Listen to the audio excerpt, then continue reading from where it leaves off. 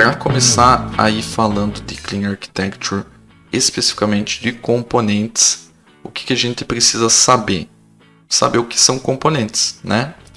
Então, o livro traz que os componentes são as unidades de implantação, né? Que pode ser encarado de forma mais técnica como um plugin, como um módulo em alguns casos, que são distribuídos em alguns formatos dependendo da linguagem. Então, por exemplo, Java você tem o jar, né? O .NET você tem as DLLs, eventualmente você pode distribuir, no caso aí do nosso .NET, também em formato exe e tudo mais.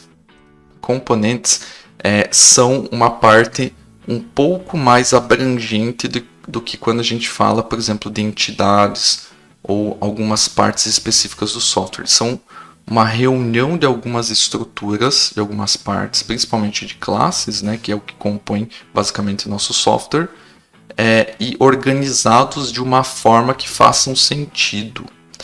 E esse sentido, vou comentar alguns detalhes aqui na live, que tem várias visões de como você olhar para como agrupar um componente.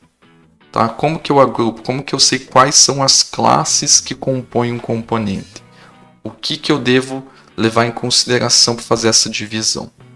Então, tendo em mente que são unidades de implantação, onde a gente consegue gerar uma DLL, consegue gerar um exe, né, e distribuir isso de alguma forma, isso são basicamente a definição de componentes.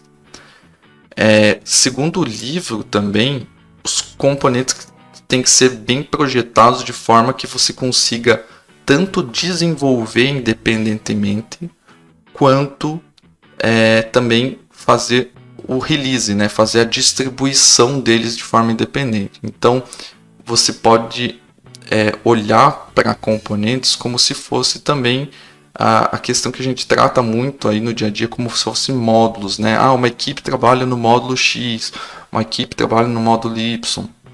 Por mais que módulo não descreva tão bem, mas ajuda a dar uma visão para vocês de como as coisas podem ser separadas. Então, o livro fala que você tem que ter a capacidade de fazer o desenvolvimento de forma independente e também de distribuir, fazer o release de forma independente também. Tendo essa introdução feita, né, nós vamos para a parte de como definir como os componentes devem ser.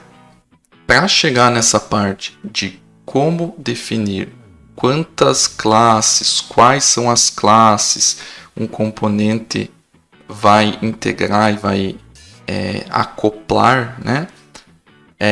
Nós temos um termo chamado de coesão de componentes, tá? E é muito difícil, e até uma indagação que ele traz no livro, que como que eu sei quais são as partes, quais são as classes que devem ser organizadas para pertencer a um mesmo componente? Quais são os critérios? Aí, baseado no dia a dia, muitos de vocês podem falar, tudo que faz sentido para aquele módulo, né? Tudo que faz sentido estar junto em alguma ótica. Mas quais são as óticas? Tá? Quais são as formas de ver para conseguir agrupar isso? Então, para definir essa coesão de componentes, existem 3 princípios, tá? Que são os princípios da coesão de componentes. Aí agora tem uma série de letrinhas aí que eu vou falar, nome dos princípios, caso vocês queiram buscar mais, e falar um pouquinho sobre esses princípios. Então eles são 3, lembrando, cada princípio é focado em uma ótica de como fazer essa coesão de componentes. Então, separadamente, esses 3 princípios podem parecer um pouco exagerados, um pouco restritivos demais, tá? Porque depois vem uma outra parte que eu vou explicar que dá mais flexibilidade para isso. O primeiro dos princípios é o REP, R-E-P, Reuse Release Equivalence Principle, ou seja, princípio da equivalência do reuso e release. E muitas vezes quando a gente está lendo um princípio num livro, está vendo sobre algum detalhe mais teórico, a gente acaba lendo de forma rápida e não se atenta ao próprio nome. Então eu acredito que os nomes são muito descritivos, principalmente dos livros do Robert Martin, né, o Uncle Bob. Até porque ele escreveu o Clean Code e tudo mais, ele fala sobre como nomear as coisas. Então é algo que deixa muito claro o que esse princípio diz. Então perceba, princípio da equivalência entre reuso e release. Equivalência, reuso e release. O que isso quer dizer? Quer dizer que da mesma forma que a gente pensa em agrupar um componente da ótica de reuso, tem que ser equivalente à parte de release.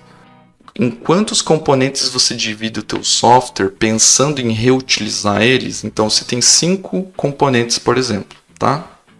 Componente 1, 2, 3, 4, 5. Você vai, em outro componente, você vai reutilizar o componente 1 e o componente 3, por exemplo. Se você está tendo que reutilizar esses 2 componentes, muito provavelmente você tem que ter eles separados, porque eles têm que ser distribuídos separadamente, né? O release deles tem que ser separados. Então eles traz que a granularidade do reuso é a granularidade do release. Em quantas partes eu tenho que separar para reutilizar é a mesma quantidade de partes que eu tenho que fazer releases distintos. Tenho que reutilizar 3 partes do meu software, 3 componentes. Eles têm que ser 3 componentes separados com releases separados.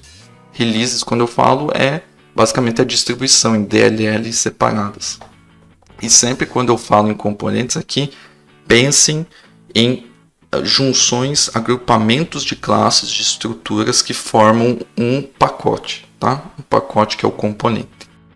Outro ponto aqui é que todo o componente que deseja ser reutilizado no software, né? E por isso que ele traz a equivalência de reuso e release. Todo componente que você quer reutilizar, que você quer trazer a funcionalidade dele e utilizar ele dentro de outra estrutura, ele tem que ter um número de release, um número que vai identificar ele, tá? Que vai identificar as versões dele. Por que isso é bem interessante? Por causa que, pense, quando você, do ponto de vista do utilizador, quando você está utilizando o pacote NuGet, por exemplo, né? Ou quando você está utilizando o próprio componente do teu software, você quer saber em que versão que ele está, em que release que ele está, quais são os detalhes, né, das atualizações desse release e saber a compatibilidade desse release com outros componentes. Dessa forma você consegue decidir se você quer utilizar ou não utilizar e se você quer atualizar eventualmente quando tiver novas versões. Então, quando você tem um pacote NuGet novo, você muitas vezes olha lá uma versão nova que saiu do pacote, você olha qual é a compatibilidade que ela tem, se faz sentido você atualizar para o teu projeto ou se é um release destinado a uma versão nova que só é compatível com outros componentes que o teu software ainda não está preparado para implementar. Então, um caso bem comum aí que a gente pode falar é, por exemplo, os pacotes que rodam no .NET Core, foram desenhados para .NET Core 3.1, por exemplo, só. E agora, pacotes que estão disponíveis para .NET 5 em diante. Então, se o seu software está rodando .NET 3.1, você não tem por que atualizar um pacote que foi desenhado para .NET 5.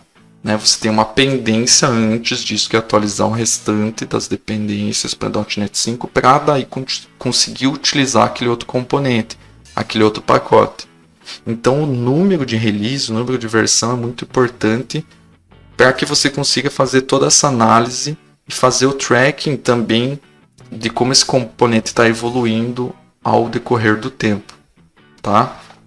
Então, essa parte é bem interessante e a gente traz para componentes dentro do nosso software mesmo. Não é porque a gente vê um pacote externo fazendo isso que a gente não deve trabalhar dessa forma quando a gente pensa em componentes dentro do nosso sistema.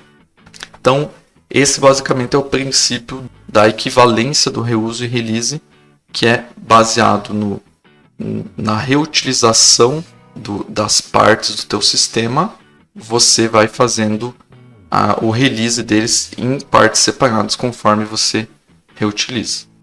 Vamos dizer assim que a reutilização, a forma como você reutiliza várias partes agrupadas é a métrica para você saber fazer o release dessas partes separadas em componentes distintos.